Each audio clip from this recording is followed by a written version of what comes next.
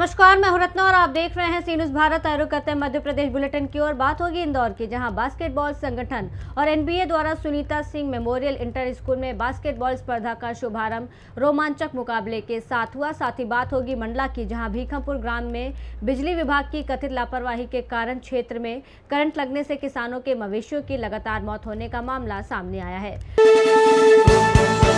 मध्य प्रदेश के उच्च शिक्षा मंत्री इंदर परमार ने इंदौर के SGSITS में विद्यार्थियों से संवाद के दौरान उच्च शिक्षा, नवाचार और करियर निर्माण को लेकर मार्गदर्शन दिया।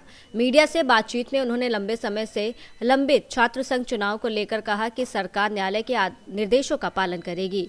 उन्होंने बताया कि कोर्ट के आदेशों का अध्ययन करने के लिए विशेषज्ञों की टीम गठित की गई है और रिपोर्ट मिलने के बाद छात्र संघ चुनाव को लेकर नीति जारी की जाएगी। गौरतलब है कि प्रदेश में साल 2017 के बाद से छात्र संघ चुनाव नहीं हुए हैं और इस मामले में हाईकोर्ट में याचिकाएं लंबित हैं। सर, आज GSITS कॉलेज में स्टूडेंट से आज संवाद हुआ है। देखिए, ये विद्यार्थी हमारे नव प्रवेशित छात्र है, इसलिए उनसे संवाद का कार्यक्रम हुआ है। निश्चित रूप से उनके मन में कई प्रश्न होते होंगे और कई बार कई नए स्थान पर जाने पर संकोच होता होगा। इस प्रकार के आयोजन से उनका मन का संकोच खत्म होगा। इस महाविद्यालय को और अच्छे से समझने का और जल्दी समझ सकेंगे। मैं समझता हूँ उनके लिए कार्यक्रम बहुत अच्छा होगा। ठीक है सर, तटिया उपचुनाव में कल काफ़ी सारे जिलाध्यक्षों को और काफ़ी सारे कार्यकर्ताओं को पार्टी ने बाहर निकाला, उस पर क्या कहना चाहेंगे सर? छात्र संघ चुनाव एक बार फिर से जो है होने वाले हैं, किस तरह से देखिए रहने वाली है छात्र संघ चुनाव? छात्र संघ चुनाव को लेकर के जो न्यायालय का निर्देश है, उस निर्देश के अनुसार सरकार पालन करेगी, हमारा विभाग पालन करेगा। हमने उसका जो निर्देश है माननीय न्यायालय का, उसका अध्ययन करने के लिए एक्सपर्ट लोगों को लगाया है। समय आने पर हम पूरी विस्तृत नीति जारी करेंगे। प्रणाली से चुनाव होंगे या प्रणाली ये अभी ऐसा निर्देश नहीं है। उसको हम करके जो अच्छी प्रकार से कर सकते हैं चुनाव, जिसमें शांति बनी रहे, उस प्रकार का हम मार्ग निकालेंगे ताकि चुनाव भी हो जाए और कैंपस शांतिपूर्ण ढंग से कैंपस का माहौल बना रहे। इंदौर से सीनू संवाददाता ML शाह की रिपोर्ट। इंदौर के बास्केटबॉल परिसर में बास्केटबॉल संगठन और एनबीए के संयुक्त तत्वाधान में Sunita Singh memorial inter school basketball स्पर्धा का शुभारंभ विधायक मधु वर्मा और मुक्तेश सिंह ने किया। प्रतियोगिता में इस साल 90 टीमें हिस्सा ले रही हैं, जिसमें बालक वर्ग की 48 और बालिका वर्ग की 42 टीमें शामिल हैं। उद्घाटन मुकाबलों में खिलाड़ियों ने शानदार प्रदर्शन किया। बालिका वर्ग में एमराल्ड हाइट्स ने पिंक फ्लावर स्कूल को 45-2 से हराया, जबकि बालक वर्ग में कई टीमों ने अपने मुकाबले जीते। खचाखच भरे बास्केटबॉल परिसर में खिलाड़ियों और दर्शकों का उत्साह देखने लायक रहा। स्मृति में पूरा आयोजन हो रहा है, क्या कहना चाहिए? ये हमारा सुनीता सिंह जी जो है इमराल्ड हाइट की स्थापक है, उन्होंने जो बास्केटबॉल को प्रमोट किया था, तो उनके जाने के बाद हमने बास्केटबॉल के खिलाड़ियों और उनके परिजनों और साथ में मिलकर हमने ये तय करा कि उनकी स्मृति में हम बास्केटबॉल को आगे बढ़ाएं। और इनको टूर्नामेंट करते करते उनके 14वां वर्ष है हमारा, और इस वर्ष टोटल 104 टीमों ने पार्टिसिपेट कर रही है।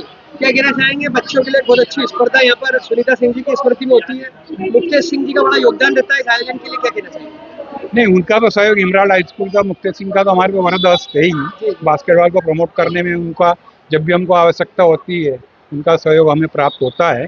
और जब भी ये है, और ये जो टूर्नामेंट हो रहा है, ये इंडिया में सबसे इंटर स्कूल का सबसे अच्छा टूर्नामेंट इतना बड़ा हो रहा है। आज टूर्नामेंट प्रारंभ हुआ है, इसका समापन कब होगा और किस तरह से फाइनल सेमीफाइनल? टूर्नामेंट हमारा आज 4 अगस्त को चालू हुआ है। 10 अगस्त को इनका सुबह 10 बजे फाइनल हो। लड़के और लड़कियों की अलग अलग टीमें, कितनी टीमें इसमें पार्टिसिपेट कर रही हैं? टोटल 49 लड़कों की टीमें हैं, बाकी टीमें लड़कियों की।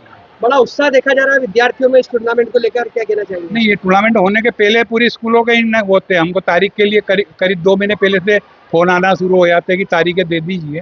तो इसमें लोगों का इंटरेस्ट, सभी स्कूलों का इंटरेस्ट बहुत ज़्यादा है, और वो इंटरेस्ट है, इसी कारण है कि इतनी सारी स्कूलें इसमें पार्टिसिपेट कर रही है। इंदौर का जो बास्केटबॉल एसोसिएशन है अपनी एक मान्यता रखता है, क्या कहना चाहेंगे? बास्केटबॉल को प्रमोट करने में आप लोगों का बड़ा योगदान रहता है एसोसिएशन में। हमारा जो बास्केटबॉल ट्रस्ट और नेशनल बास्केटबॉल अकेडमी है, ये इंडिया में सबसे बेस्ट कॉम्प्लेक्स है, और यहाँ सब फैसिलिटी हमारी है, जिसके अंदर आप ये सभी फैसिलिटी है। तो इंडिया और एमपी की जो भी टीमें हैं, जो भी टूर्नामेंट में भाग लेने आती हैं, उनका करीब सभी के कैंप यहीं लगते हैं।